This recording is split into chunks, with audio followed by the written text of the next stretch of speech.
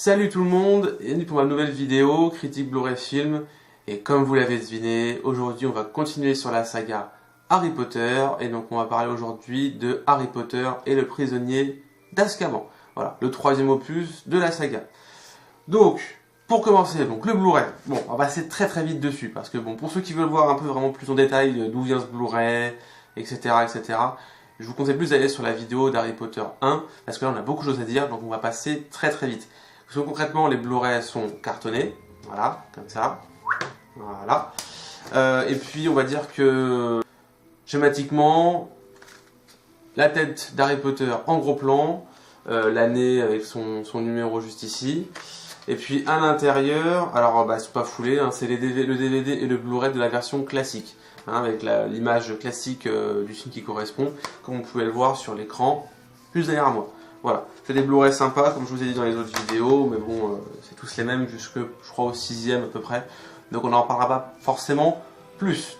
Voilà, et pour la baguette, si vous voulez voir comment, voilà, celle que c'est la baguette d'Hermione. Hein, voilà, je vais la prendre un petit peu, je pense que je la poserai assez rapidement. Donc, le film, parce que oui, bon, je pense qu'à mon avis, il y a beaucoup de monde qui connaissent ce film et qui savent de quoi ça parle. Mais plus concrètement, le film, qu'est-ce que c'est? Donc on est sur la 3e année. Harry Potter arrive donc à sa 3e année à Poudlard. Voilà. Donc le film commence bien sûr avec Harry Potter chez les Dursley. Hein, et on va dire que c'est l'âge, ils ont 13 ans théoriquement dans l'histoire. Donc ils font un peu ce qu'on appelle leur crise d'ado. Donc Harry Potter, tout le monde connaît la fameuse scène de sa tante gonflée comme un ballon. Sa tante, pas sa tante que l'on connaît, une autre tante qui va arriver pour dîner avec eux, va passer quelques jours chez eux, et il va l'énerver, et donc il va la gonfler comme un ballon, et elle va s'échapper, etc. Au loin. Et pour ça, il va décider de partir de la baraque, enfin pas fuguer, parce que concrètement, son tante voit qu'il est en train de partir. Il part et va donc justement rencontrer quelques petites péripéties, comme pour pas les citer, genre le Magicobus, ce genre de choses, pour pouvoir aller jusqu'au point de ralliement que tout le monde connaît, le chaudron baveur, retrouver ses amis, je ne sais pas non plus trop forcément comment, on en parlera plus dans la partie spoil, retrouver ses amis, et puis bien sûr, ne vous inquiétez pas, finalement, il va réussir à arriver à Poudlard. Parce que oui, monsieur est quand même dans les petits papiers du ministère, donc même s'il a utilisé un sort, on s'en fout. Bref, il arrive à Poudlard, et alors bien sûr, il y a beaucoup de changements, hein, comme l'année dernière, le professeur de défense contre les forces du mal va changer. Donc là on va découvrir le nouveau prof qui s'appelle donc Rémus Lupin, voilà, nouveau professeur de défense contre les forces du mal. Et puis on va dire que le plot du film est centré autour d'un personnage surtout, qui pour moi est l'un des personnages les plus classe avec Severus Rogue de l'univers de la saga Harry Potter, qui est donc Sirius Black. Voilà. Alors, pour pas non plus trop spoiler, pour ceux qui connaissent pas éventuellement, je vous dirai pas forcément qui c'est, mais il est lié à Harry, et c'est un des personnages les plus classes de cet univers. Et dans le film, on le découvre tout simplement en tant que prisonnier de la fameuse prison d'Azkaban, qu'on va également découvrir dans cet opus. Et le plot du film, c'est qu'il s'est évadé, et qu'apparemment il en a après Harry. Voilà. Et bien sûr, Harry, con comme il est, sinon il n'y aurait pas de film. Il va tout simplement essayer, il va pas forcément enquêter dessus directement, mais concrètement, plus ça avance et plus les deux personnages vont se retrouver, finir par se rencontrer. Mais ça, on le voit à des kilomètres. Et voilà. Et bien sûr, le ministère, parce qu'il y a quand même un mec qui s'est échappé de la prison la plus sécurisée, l'univers de la magie. Le ministère va mettre en place ce qu'on appelle donc les détraqueurs, qui sont les nouvelles créatures qu'on va découvrir dans cet univers, qui sont une espèce de fantômes, une espèce de spectre gris-noir, là, dégueulasse, qui sont par contre hyper bien faits, hein, je dis pas, dans le film. Et on met en place ces créatures, et comme peu par hasard, le mec qui, entre guillemets, est le plus affaibli, le plus en danger avec ces créatures-là, c'est Harry. Parce que ce sont des créatures qui vont te faire revivre, entre guillemets, tes plus sombres souvenirs. En gros, tous tes meilleurs souvenirs, tous tes bons souvenirs vont disparaître et tous tes mauvais souvenirs vont remonter à la surface et puis ils vont aspirer ton âme. Enfin, voilà. C'est les créatures, entre guillemets, considérées comme les plus méchantes, les plus machiavéliques de l'univers de Harry Potter, l'univers de la magie. Et je crois même que Rémus Lupin dans le film en fait référence comme la personnification de la peur. Voilà. Pour pas trop rentrer dans les détails, bien sûr. Donc le film va mettre ça en place. Et puis on va découvrir également d'autres personnages qui sont liés donc à ces différents nouveaux persos, donc Sirius Black et Remus Lupin. Et puis on va suivre une année, voilà, classique, enfin à Poudlard, enfin classique entre guillemets, parce qu'il va y avoir des retournements, ne serait-ce qu'avec Hagrid. Puis après, enfin, faut voir le film pour comprendre un peu tous les rebondissements qu'il va pouvoir y avoir dessus. Mais c'est une nouvelle année. D'ailleurs, on va voir également aussi la relation entre guillemets entre Ron et Hermione évoluer, hein, tout simplement. Et puis les élèves vont être plus entre guillemets, voilà, ils font leur crise d'ado. Enfin, on les voit pour une fois vraiment habillés, par exemple comme moi ou enfin comme vous, enfin vraiment en mode jeune lambda avec des tuttes à capuche, etc. Bien sûr pas quand ils sont en cours. Et même quand ils sont en cours, ils sont un peu débraillés, ils ont la chemise ouverte. Hein, voilà, enfin c'est, on les découvre d'une autre facette. De toute façon, ils ont tous grandi, on le voit hein, physiquement. La différence entre le 2 et le 3 elle est quand même assez importante, assez violente. Et puis la différence notable également, c'est par rapport bien sûr au tournage, à la réalisation, etc., etc. Parce que donc bien sûr le réalisateur a changé, on le voit ne serait-ce que par rapport aux plans, les transitions des plans aussi, il va faire beaucoup de transitions en spirale, enfin en fondu dans le film, ce réalisateur-là. Et puis enfin le Poudlard va complètement changer, hein, on va avoir un autre Poudlard au niveau bien sûr architecture, ce genre de choses. Et puis le personnage de Dumbledore, comme je vous ai dit, va changer.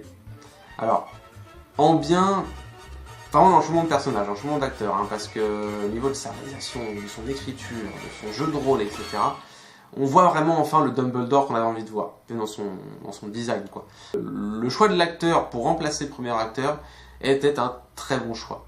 Voilà.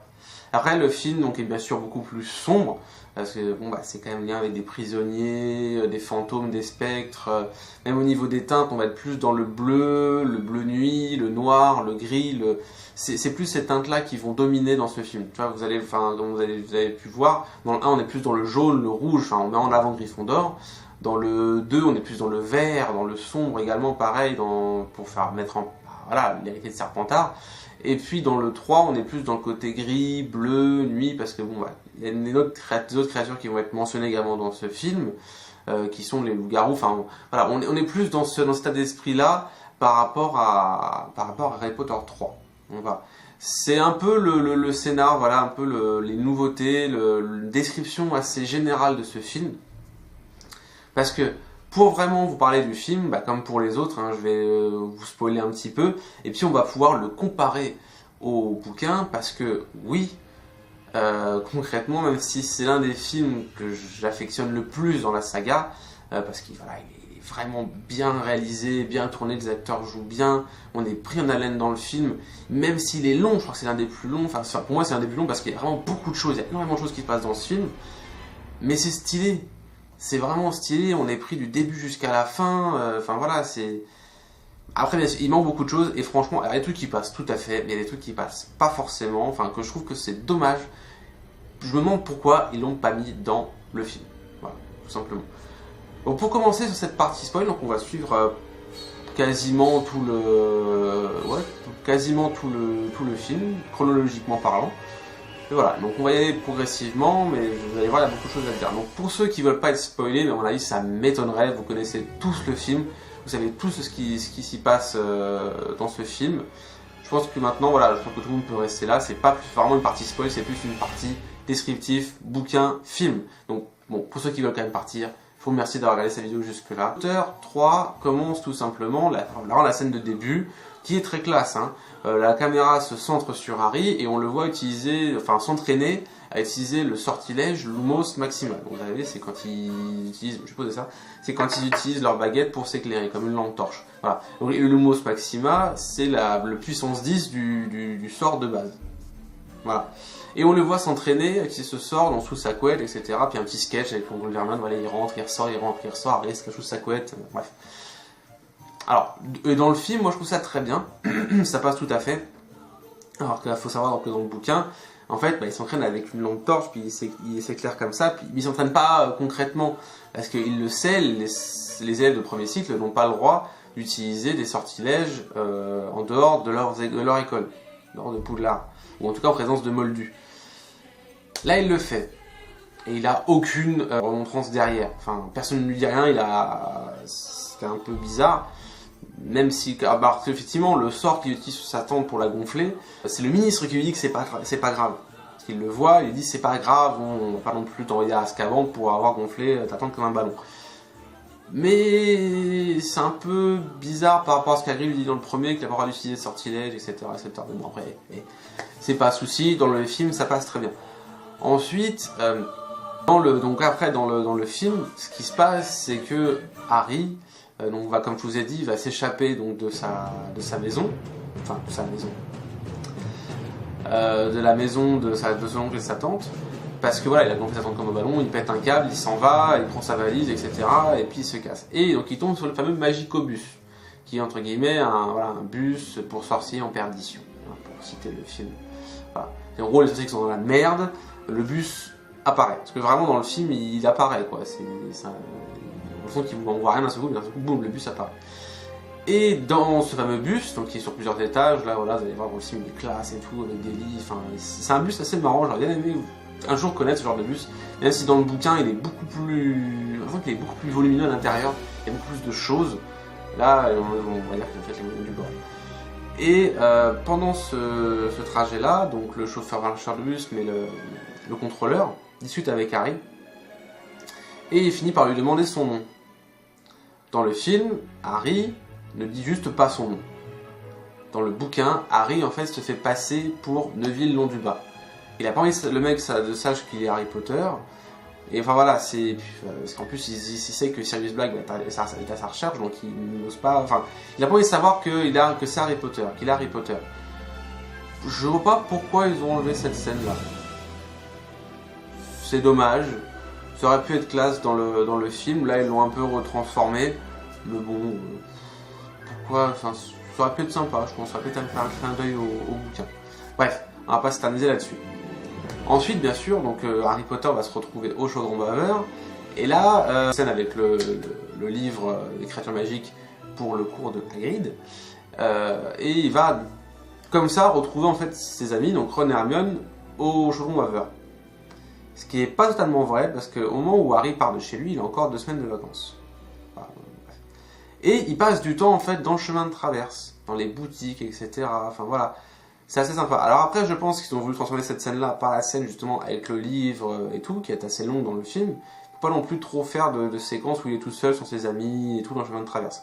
Alors ça aurait pu être sympa. Je pense que justement, limite, avant, entre guillemets, de pouvoir ouvrir son livre, il aurait pu aller se balader dans le chemin de traverse, faire une petite scène pas très longue, même pas 30 secondes, tu vois, on va se balader un peu dans le chemin de traverse, et puis après revenir dans son hôtel, enfin au Chaudron Baveur, et faire la scène avec le bouquin.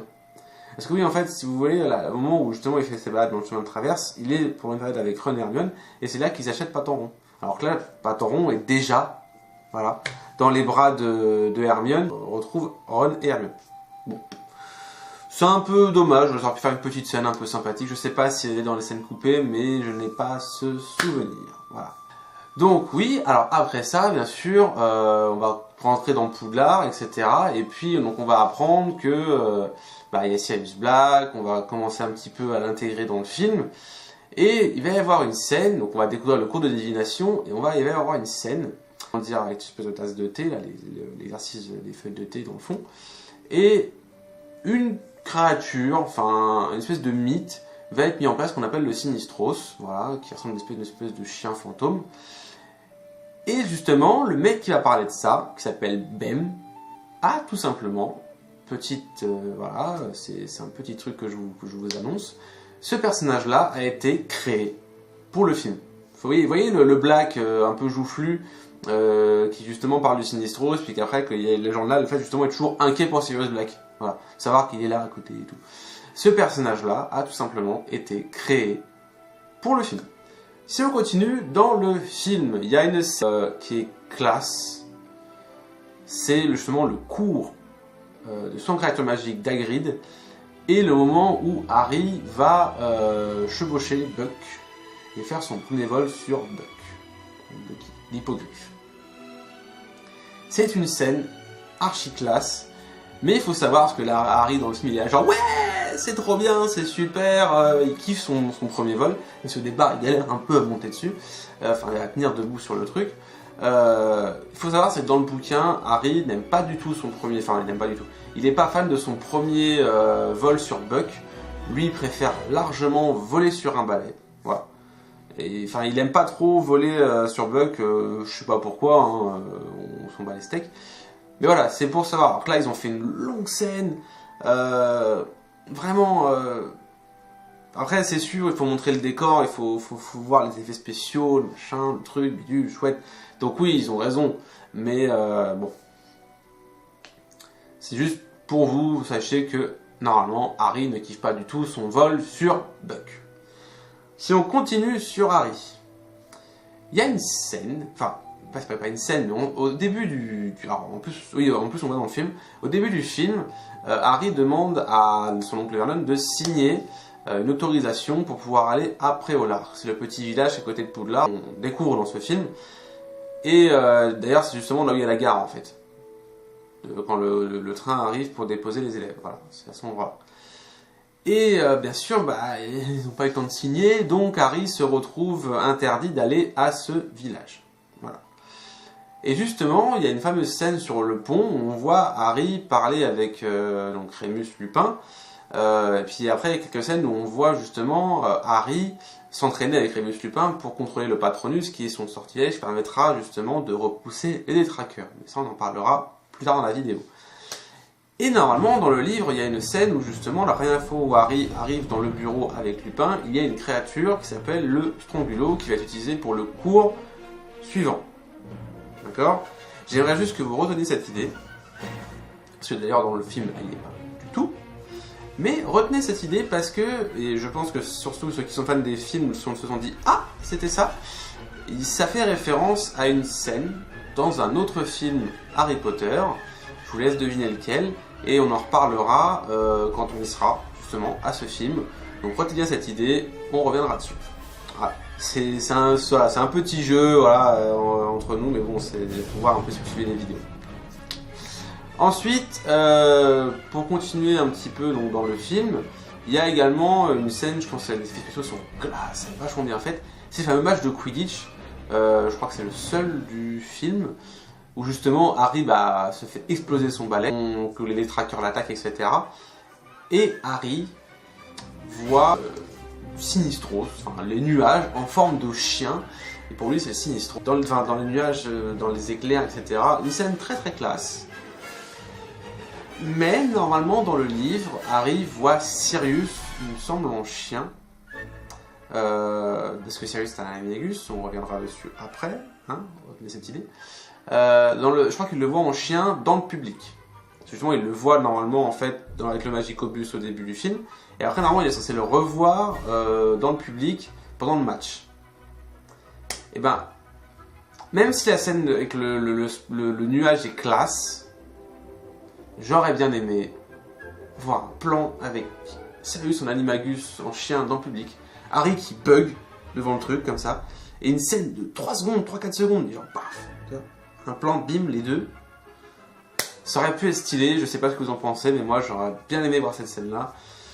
Parce que même s'ils sont pas forcément non plus obligés de suivre trop le bouquin, ils peuvent au moins en récupérer des petits trucs et faire des petits clins d'œil. Et là, bon, après, chacun son avis. Moi, pour moi, c'est comme ça que je vois. Je pense que ça se trouve, vous voyez, vous, différemment. Pour rester sur l'animagus, il y a un truc qui a été intégré dans ce film, qui est derrière moi, c'est la carte du maraudeur. Et cette carte est bien utilisée dans le film, il n'y a pas de souci. Parce qu'en plus, on voit Peter Pettigrew avec ça, etc., etc. Mais, le background de la carte du maraudeur, rien du tout. Walou, on ne sait pas du tout qui c'est qui... Enfin, même Fred et George disent, ouais, enfin, ceux qui ont créé cette carte, on leur doit beaucoup. Ouais, vous leur devez beaucoup, et... Non, pas plus. Parce que pour ceux qui ne savent pas, on le voit sur la carte, et en plus, je crois que Harry Potter le lit, c'est au début ce qui est marqué, c'est Messire Lunar, Queue de Verre, Patte Molle et Cornedru vous présentent voilà, la carte du maraudeur, etc., etc. Qui sont, à votre avis, ces 4 personnages? Je crois que dans le film, on n'en parle pas du tout. Lunar, c'est Remus Lupin. Queue de verre, Queue de verre si, après on en parle plus tard. Justement, je crois qu'on balance le mot comme ça, d'un seul coup. Queue de verre, c'est Peter Pettigrew. Pâte molle, on en parle aussi après, c'est justement, je crois qu'on l'utilise plus tard, quand on revoit Sirius Black, c'est justement Sirius. Et Cornedru n'est autre que le père de Harry, James Potter. Et pourquoi ces noms? Parce que aussi il faut comprendre pourquoi ces mots-là. Lunar, parce que Remus Lupin est un loup-garou. Lunar, lune. Queue de verre, parce que justement c'est un rat. Les rats ont une queue qui sont une espèce de ver de terre. Pâte molle, parce que c'est un chien. Ah, Sirius. Et Cornedru, pour faire référence à l'animal dans lequel se transforme James Potter en Animagus, parce que Queue de verre, l'Animagus, c'est donc Sirius aussi. James Potter se transforme en cerf. Et là, on comprend pourquoi le patronus de Harry est un cerf.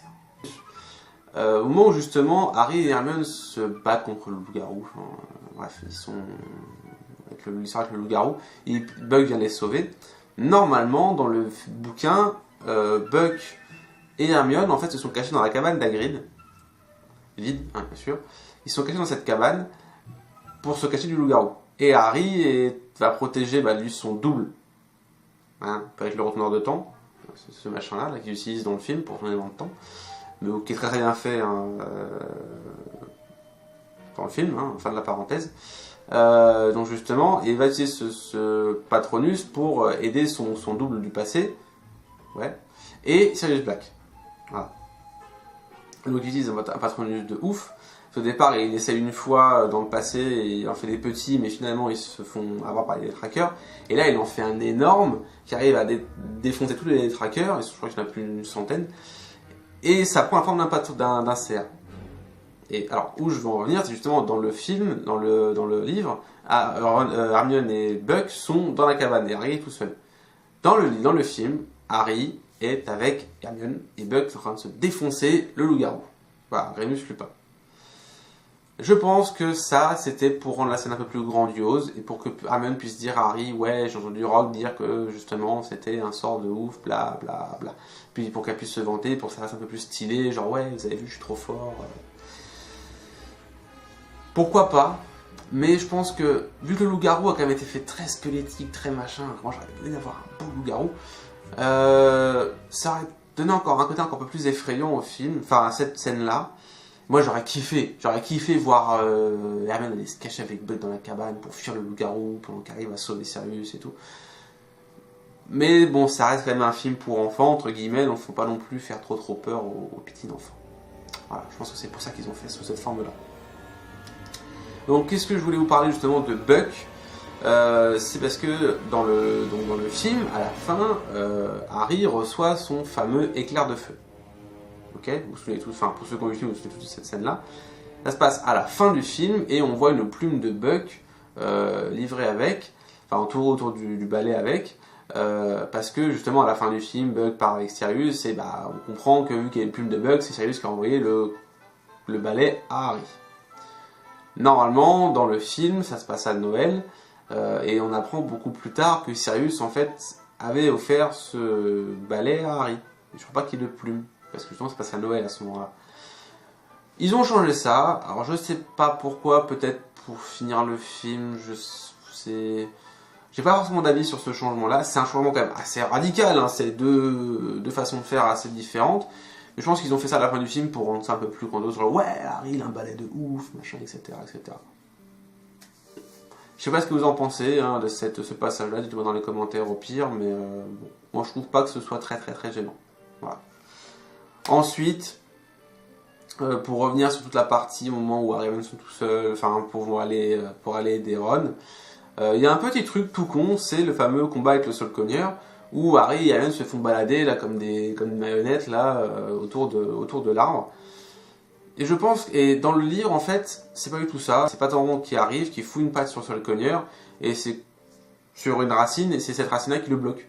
C'est ça qui s'arrive à rentrer dans le trou. Et là, voilà, Patron n'était pas forcément hyper intéressant dans ce film-là. Ils se sont dit, on va faire un truc un petit peu drôle pour que les enfants rigolent, un petit peu d'action. Moi, ça me gêne pas. Personnellement, qui suis un fan des bouquins, j'ai pas forcément vu Enfin, Pataron mettre une patte sur la racine, je m'en bats les steaks un petit peu. Je sais pas ce que vous en pensez. Ensuite, et donc pour finir, il y a deux petits éléments du film qui manquent, je trouve, qui auraient pu être sympas et qui auraient pu encore bien peaufiner encore vraiment rendu meilleur le film. C'est deux petites choses, deux petites. Une fois que Croutard, bien sûr, on apprend que c'est Peter Pettigrew, en fait, Sirius envoie également à Ron un petit hibou, Coxigru. Il est où? Pourquoi vous l'avez pas mis? Puis apparemment, enfin, vous allez voir la photo, il y a des scènes qui ont été tournées, pas dans celui-là, mais dans d'autres films. Pourquoi vous l'avez pas mis, ce petit Coxigru? Ça aurait pu être sympa, non? Genre limite, il aurait pu l'avoir en même temps que l'autre a eu son balai, tu vois, il aurait pu l'avoir sur l'épaule. Après, je me souviens, enfin, j'ai pas l'impression de l'avoir vu. Hein. Dites-moi bien dans les commentaires si vous avez vu Coxigru dans les films. Moi, j'ai pas le souvenir. Puis pour finir, parce qu'après, bien sûr, Harry va au Préolard comme ça, hein, dans les autres films. Ça veut dire quoi? Vernon lui a signé sa feuille? Non. Et en fait, dans le livre, ce qu'il faut savoir, c'est que Sirius, enfin, quand Harry est dans le train pour rentrer chez lui à la fin du film, pendant qu'il est dans le train, il reçoit une lettre, je crois qu'il reçoit une lettre, ouais c'est ça, de Sirius. Et en fait, c'est également le formulaire, l'autorisation pour pouvoir aller là, signé donc par Sirius. Voilà, parce que c'est entre guillemets son tuteur officiel, enfin non officiel, même s'il a quand même toujours recherché. Mais au moins, ça a été signé par un représentant. Voilà, parce que, pour finir, gros spoil énorme, au final que dalle, Sirius Black est le parrain de Harry Potter. Voilà. Donc ce sera tout pour ma critique sur Harry Potter et le prisonnier d'Azkaban. C'est un film, c'est un bon film, c'est un film classe. C'est un film très bien réalisé, même s'il y en a qui n'aiment pas forcément ces nouveaux fondus, ces nouveaux machins. Les personnages les nouveaux personnages, comme les anciens, sont stylés. Le nouvel acteur de Dumbledore est classe. Sirius Black, oui, c'est l'un des personnages les plus charismatiques de ces films, puis il est joué par un acteur que je kiffe. Dans tous ces films, je l'ai kiffé, cet acteur. Je crois que c'est Gary Oldman. Le professeur Lupin est stylé, puis Pettigrew, même si c'est un enfoiré, est vraiment bien fait. L'acteur joue très bien. L'ambiance est bien conservée. Enfin, franchement, pour moi, Harry Potter et le prisonnier d'Azkaban est, pour moi, le meilleur film de la saga, même si bien sûr il a plein de petits défauts par rapport à sa connexion au livre. Et puis il y a des petits défauts dans le film, des petites longueurs, des petites choses comme ça, mais c'est pas grave, moi c'est un bon film. Et franchement, si vous l'avez pas vu, regardez-le. C'est tout ce que j'ai à vous dire. Et justement, prenez tout ce que je vous ai dit, ces petits clins d'œil, etc. pour vous faire vous rendre compte si concrètement ça vous aurait dérangé ou pas. Voilà. Donc c'est tout pour ma critique. La prochaine vidéo, comme je vous ai dit, ce sera sur Spider-Man 1, 2 et 3 de Sam Raimi. J'aurai un pote avec moi pour cette vidéo. Ensuite, donc, on sera sur Harry Potter 4. Et après, éventuellement, peut-être Avengers et Avengers 2. Je sais pas encore, en fonction, on verra de ce que je vais éventuellement préparer. Donc voilà, je vous remercie vraiment d'avoir regardé cette vidéo. Pouce bleu, partagez, abonnez-vous, enfin voilà, faites tout ce que vous voulez. Même les réseaux sociaux, enfin je vous mettrai encore dans la description si vous voulez voir les réseaux sociaux pour avoir un peu de news sur les films que je regarde, les séries, les figurines que j'achète, parce que souvent les vidéos que je vais faire sur la chaîne, les critiques que je vais faire, donc voilà, faites comme on vous semble, mais surtout voilà, regardez des films, portez-vous bien, je vous souhaite une bonne soirée ou une bonne journée en fonction de laquelle vous regardez cette vidéo, à plus tout le monde.